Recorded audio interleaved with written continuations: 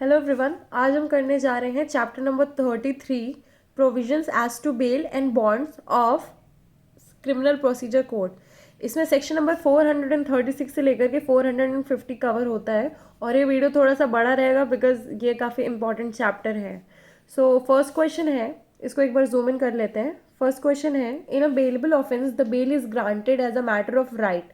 अब as a matter of right इसको कौन कौन ग्रांट कर सकता है? By the police officer, by the court, और सी थर्ड ऑप्शन है बोथ ए एंड बी और आइदर ए और बी।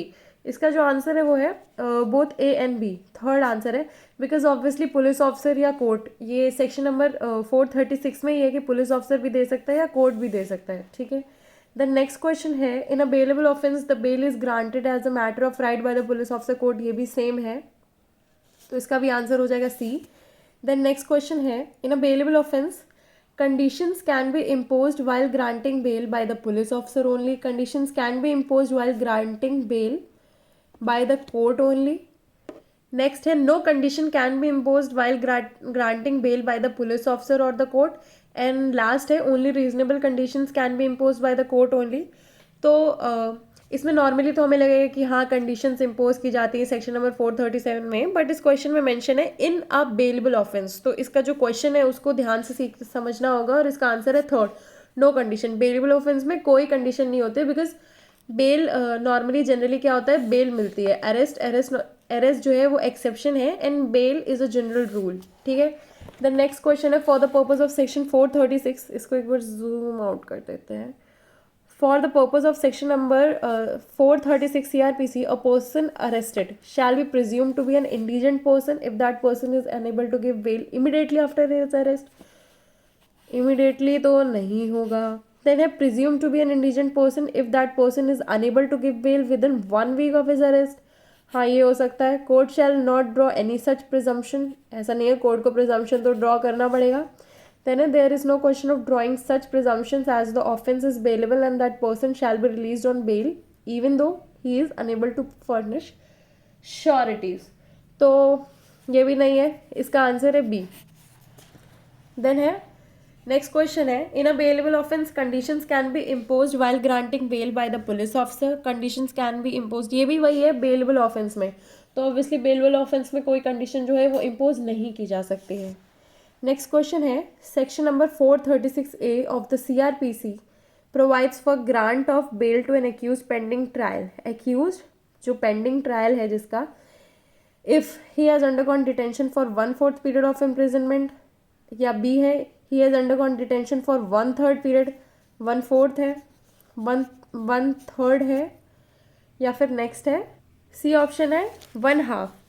तो इसका आंसर होगा सी 1/2.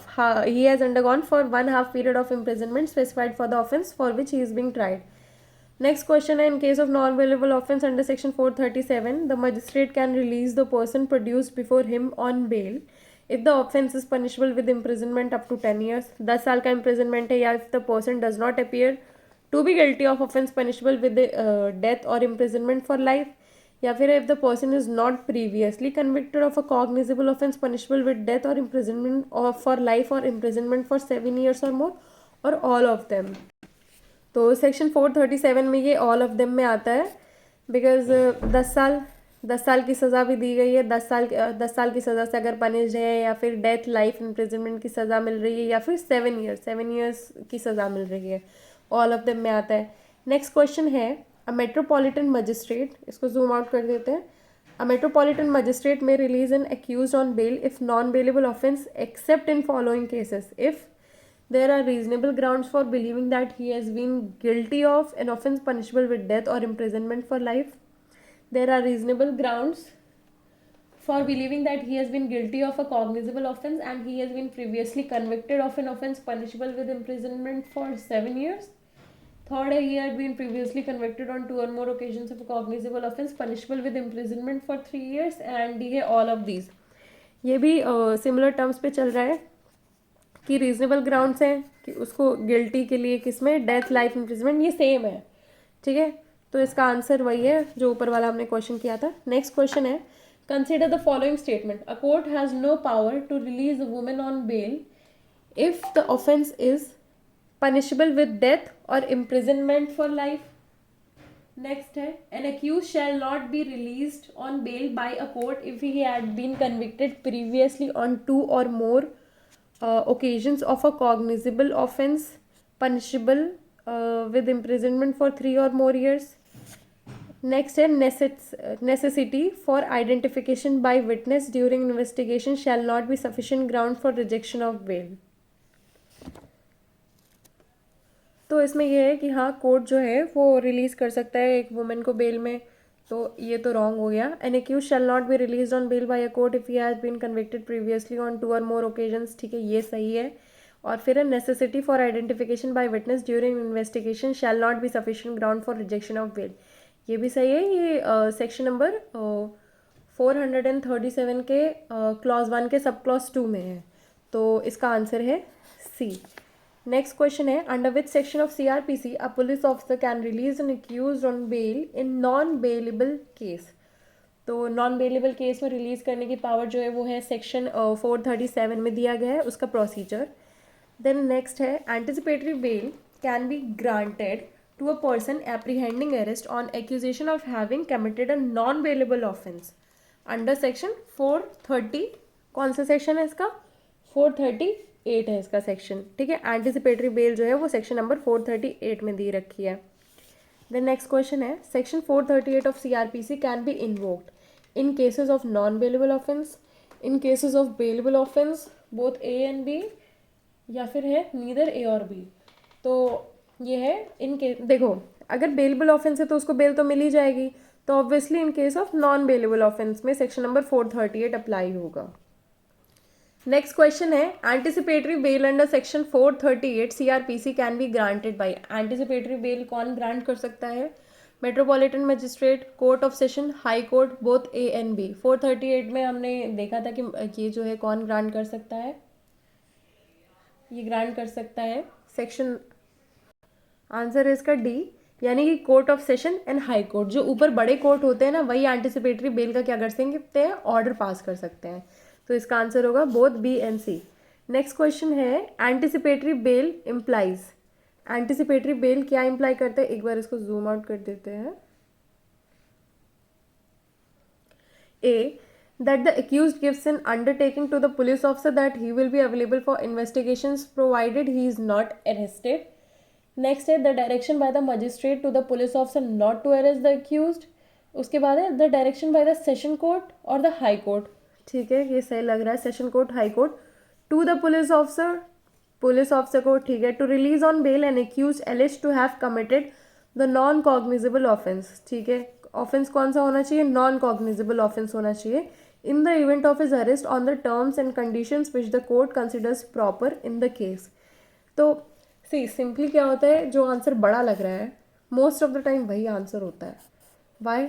बिकॉज एग्जामिनर्स जो होते हैं दे ट्राई कि अपने सही आंसर में वो हर चीज़ ऐसी डाल दें ताकि कोई ऑब्जेक्शन न रेज कर सके. तो this is the correct answer. इसमें सारे एलिमेंट्स मिल रहे हैं सेक्शन नंबर 438 के. द नेक्स्ट क्वेश्चन है, for which one of the following offences under CRPC application for anticipatory bail under section 438 can be moved. तो बेलेबल ऑफेंस है, non bailable offence है, cognizable offence है, non cognizable offence है. तो इसमें ये तो आपको पता ही होगा कि नॉन कॉग्निजेबल ऑफेंस है और नॉन बेलेबल ऑफेंस. बट इसमें क्या है ना, हमें नॉन बेलेबल ऑफेंसेस को एक बार देखना होगा. नॉन बेलेबल ऑफेंस मार्क करेंगे अगर कभी भी ऐसा क्वेश्चन आ जाए तो. नेक्स्ट है, bail to a person apprehending arrest. Bail to a person apprehending arrest can be granted by the high court और the court of session, can be granted by a metropolitan magistrate. Next है, is a matter of right and cannot be considered by any court. तो इसका answer क्या होगा?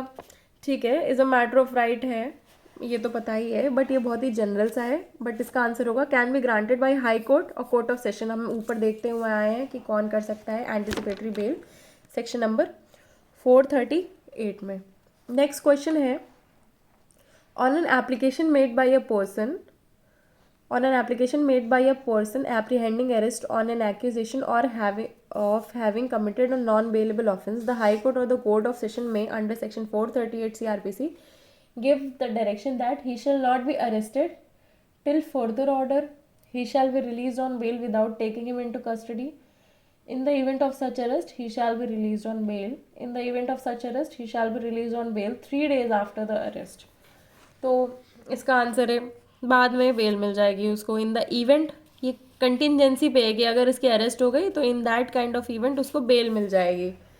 Then आता है next question. Application for anticipatory bail may be made before CGM के, before high court के या सेशंस कोर्ट.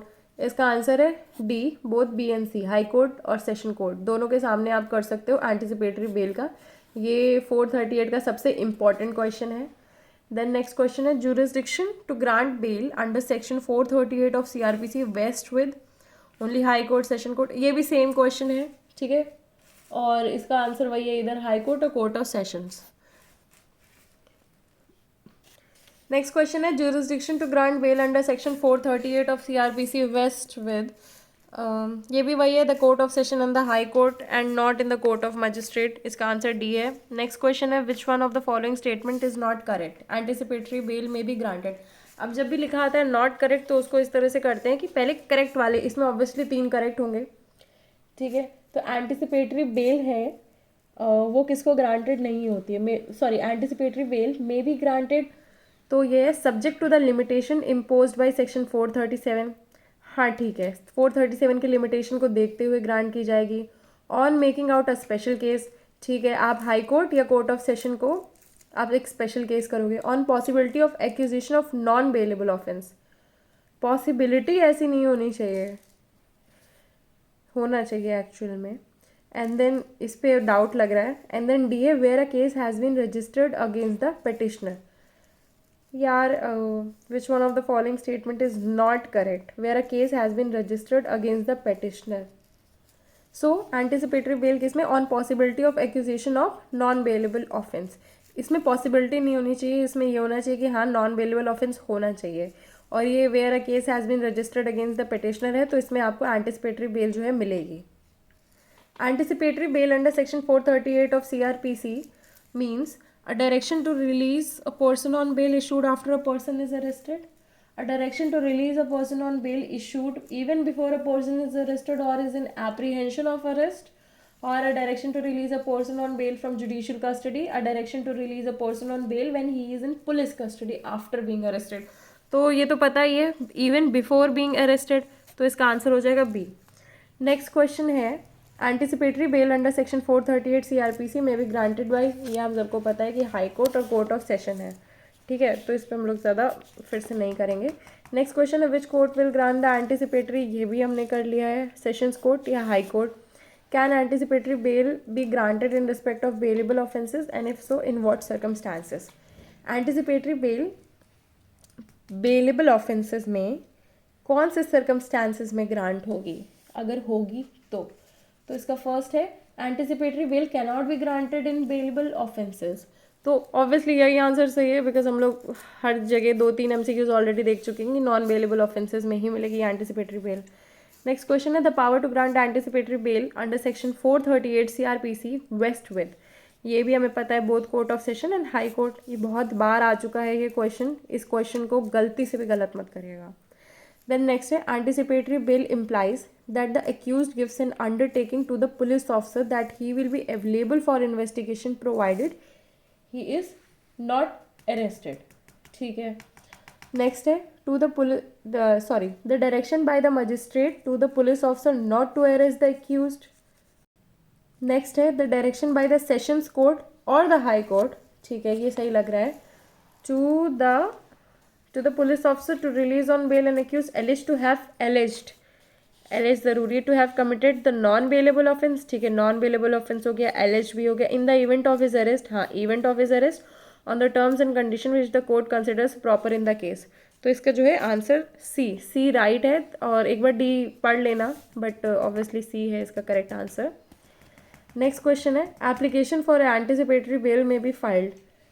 ठीक है, application for anticipatory bail may be filed before high court, session court, ये हम लोग ऑलरेडी कर चुके हैं, डी आंसर है इसका. एक ये क्वेश्चन था which one of the following is a case related to anticipatory bail. Anticipatory bail से रिलेटेड जो क्वेश्चन है वो कौन सा है, तो ये दालमिया वाला केस है. दालमिया ठीक है। Dinesh Dalmia versus CBI. दिनेश का मतलब क्या होता है? दिनेश इज फॉर डे, ठीक है। डे टाइम में किसी को अरेस्ट किया, उनको उनको दिन में अरेस्ट किया, दिन में ही वो छूट गए क्योंकि उनके पास एंटिसिपेटरी बेल थी, ठीक है। दिनेश दालमिया कुछ भी करके याद कर लेना, हर चीज़ की ट्रिक्स नहीं होंगी। द नेक्स्ट क्वेश्चन है which section of CRPC does not apply to persons committing an offence under the schedule caste and schedule tribes. This is related to sorry SC and ST prevention of atrocities act 1989। तो इसमें obviously clause यही, sorry इसका answer है 438। 438 ही है, ये anticipatory bail से related है, ठीक है। नेक्स्ट है anticipatory bail may be granted by the supreme court, the high court. ये भी बहुत सिंपल सा है, obviously high court and sessions court, यानी कि 2 और 3। तो इसका आंसर हो गया बी। नेक्स्ट क्वेश्चन ये भी एक केस का है। Which one of the following case is related to anticipatory bail. इसमें से कौन सा केस है जो एंटिसिपेटरी बेल से रिलेटेड है? प्ले। तो इसका आंसर है जोगिंदर आलियास जिंदी वर्सेस स्टेट ऑफ हरियाणा। जिंदा रहने के लिए एंटिसिपेटरी बेल दे दो, Joginder alias Jindi. Next question है jurisdiction to release an accused on anticipatory bail is not with. High court के पास है, सेशंस कोर्ट के पास है, CJM के पास नहीं है। कहीं भी कुछ भी आएगा ना किसके पास है, तो CJM के पास नहीं है, बाकी इन दोनों के पास है। नेक्स्ट क्वेश्चन है in which of the following cases the supreme court laid down the principle of granting anticipatory bell.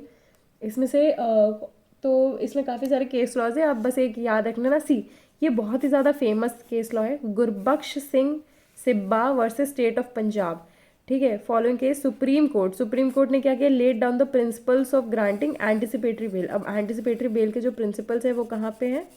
Gurbaksh Singh Sibbia versus state of Punjab. इसमें सिब्बा नहीं लिखा हुआ है बट दिस ये केस वही है, Gurbaksh Singh GSS versus state of Punjab, ठीक है। पंजाब में एंटिसिपेटरी बेल, सी बहुत पहले अरेस्ट बहुत सारे होते थे और वो पंजाब एंड ऑल के रीजन से, आप इसको कनेक्ट कर दीजिए ना कि पंजाब वाले जो थे उस रीजन में ज़्यादा अरेस्ट होते थे, ज़्यादा अपराइजिंग्स होती थी, और CRPC को पीछे से कनेक्ट करिए तो इसको इस तरह से आप याद रख सकते हो। Then next is which of the following is the correct chronological order of the judgments relating to section 438 and delivered in। अब इसमें क्रोनोलॉजिकल ऑर्डर के हिसाब से कौन सा इसमें सही ऑप्शन है, तो ठीक है। अब Gurbaksh Singh Sibbia versus state of Punjab ये आया पहले। देन नेक्स्ट है सलाउद्दीन वाला जो केस है ये नेक्स्ट है।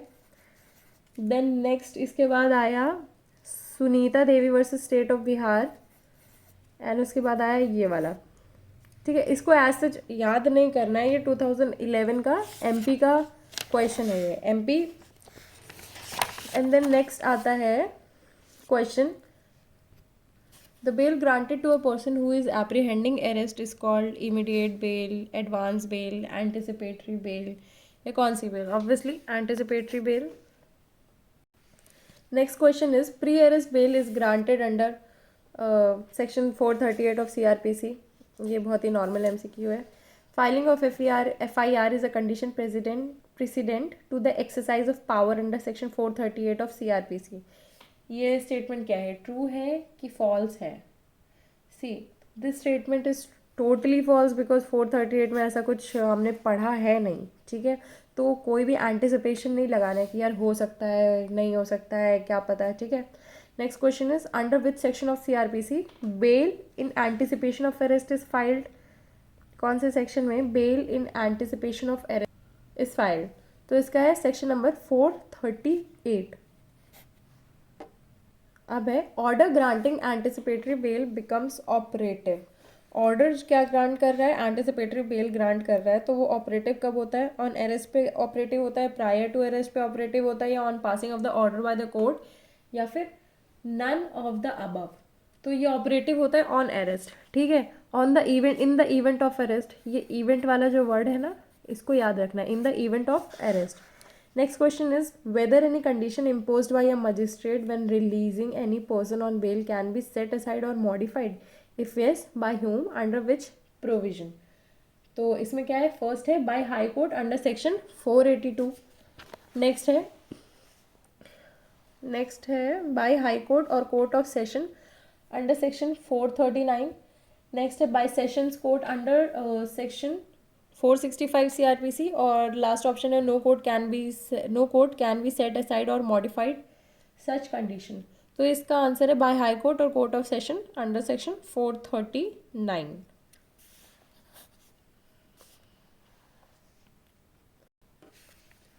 Next question is, in case of state wants to apply for cancellation of bail on an accused as per the decision of the Supreme Court of India in the case of state versus Sanjay Gandhi, which one of the following may be the appropriate ground for seeking cancellation of bail of the accused?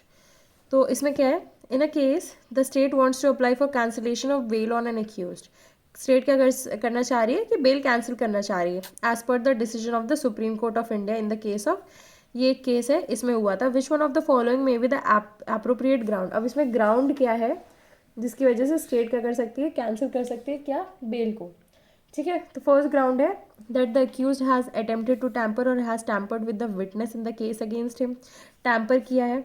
Next है that the order earlier passed in his favour granting him bail had not taken it his previous criminal record, previous record नहीं लिए हैं, tamper किया है। Then है that the court granting the bail had not taken into account the fact of non cooperation of the accused in investigation during the period interior to the grant of bell.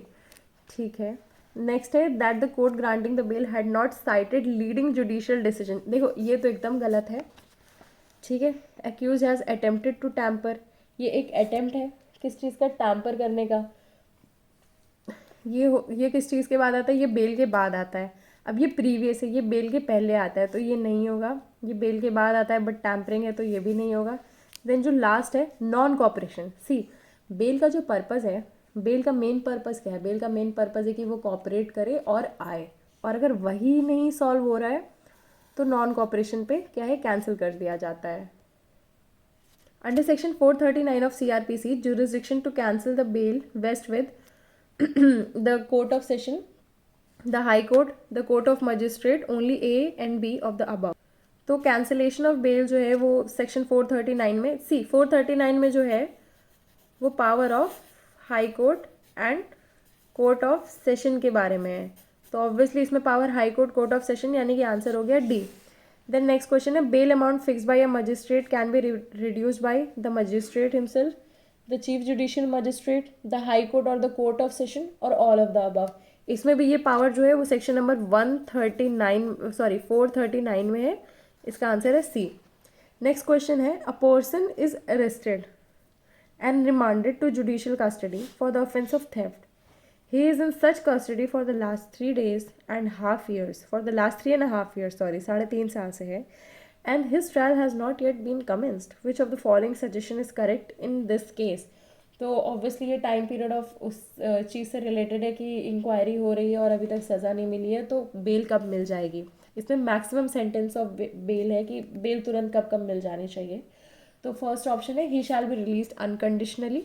Next है he shall not be released unless a bail petition is moved on his behalf. Next है he shall be released on bail only when he remained in custody for half of the maximum period of sentence provided for the offence.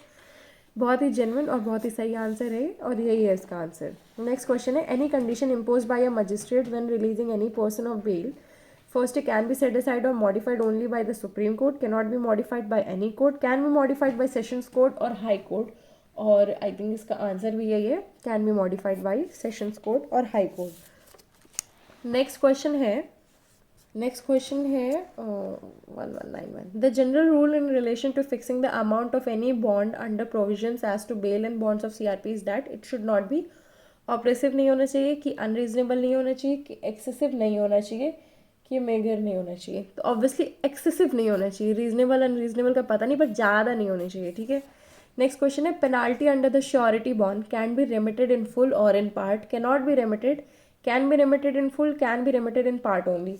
तो इसका answer है can be remitted in full और in part.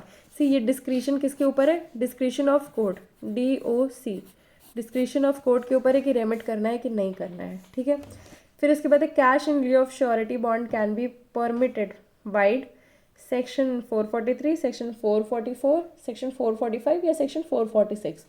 तो ये general सा section है, section number 445 में आता है ये। नेक्स्ट क्वेश्चन है, an order passed by a magistrate under section 446 of CRPC is appealable to sessions जज, district magistrate, high court, supreme court. तो इसमें सेशंस जज के पास ये जो ऑर्डर है ये अपीलेबल है। अपील का ऑर्डर जो है वो 446 में इनके अंडर अपीलेबल है, ठीक है।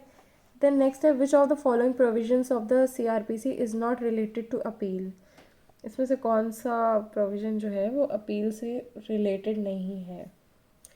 तो इसमें सेक्शन नंबर ये बेल से रिलेटेड है और ये अपील से रिलेटेड नहीं है। ये अपील से रिलेटेड है, ये अपील से रिलेटेड है एंड ये भी अपील से रिलेटेड है, ठीक है। तो ये अपील से रिलेटेड नहीं है। Next question is, the liability of surety under the surety bond is mutually exclusive of the liability of the accused under his personal bond, contingent on the liability of the accused under his personal bond, limited to the amount of the surety bond, और both A and C। तो इसमें किस चीज़ से the liability of the surety, surety की जो liability है वो क्या है। तो श्योरिटी की लाइबिलिटी ऑब्वियसली म्यूचुअली एक्सक्लूसिव है, किससे, liability of the accused under his personal bond and limited to the amount. अब जितना पैसा उसने दिया है बस उतनी ही लिमिटेड है, अदरवाइज वो लिमिटेड नहीं है। तो ऑब्वियसली बोथ, इसका जो आंसर है वो है D. Next is, the term bail signifies the conditional release of an accused or arrested person by the police during investigation but not the magistrate during inquiry। अब इसका जो आंसर है वो नॉर्मली कर लेते हैं, बिकॉज ये हमने बहुत पहले भी कवर कर दिया है कि पुलिस, मजिस्ट्रेट और कोर्ट ड्यूरिंग इन्वेस्टिगेशन, इंक्वायरी और ट्रायल। नेक्स्ट है, under section 439 of CRPC the jurisdiction to cancel the bail vests with the court of session, the high court, the court of magistrate और A and B। तो obviously court of session और high court दोनों के पास power है section number 439 में। Then next है, which of the following is not correct regarding provisions of bail in case of non bailable offence. तो इसमें कौन सा सही नहीं है। तो फर्स्ट वाला है, मतलब इसमें बाकी तीन तो सही होंगे। Bail may be granted if the court concern comes to the conclusion that the prosecution has failed to establish a prima facie case, ठीक है। प्रोसिक्यूशन ने क्या कर दिया, फेल कर दिया गया है, तो ये सही है। नेक्स्ट है, बेल में भी granted if the court is satisfied that in spite of existing of a prima facie case there is need to release such person on bail in view of facts and circumstances. ये भी सही है, prima facie case देखते हुए भी लग रहा है कि नीड है, ठीक है। नेक्स्ट है, bail can not be granted to an accused who may be required for being identified by witness during investigation. ये आई थिंक यही आंसर है, क्योंकि ये नहीं है। ये सेक्शन नंबर 437 के क्लॉज 1 के सेकेंड पार्ट में है, ठीक है। देन है, if the offence is punishable with death, imprisonment for life और इम्प्रिजनमेंट फॉर 7 years और more, no person can be release on bail without giving an opportunity of hearing to the public prosecutor. ये भी सही है, public prosecutor के पास hearing जाना चाहिए, opportunity जानी चाहिए, ठीक है। Thank you. इसके साथ जो है हमारा चैप्टर नंबर 33 कंप्लीट होता है। अगर आपको अच्छा लगता है तो please like, share and comment, और मैं इसका जो लेक्चर लिंक है इसमें पोस्ट कर दूंगी, और इसका लिंक भी जो है वो इसके लेक्चर पे के नीचे डिस्क्रिप्शन पे पोस्ट कर दूंगी। Thank you.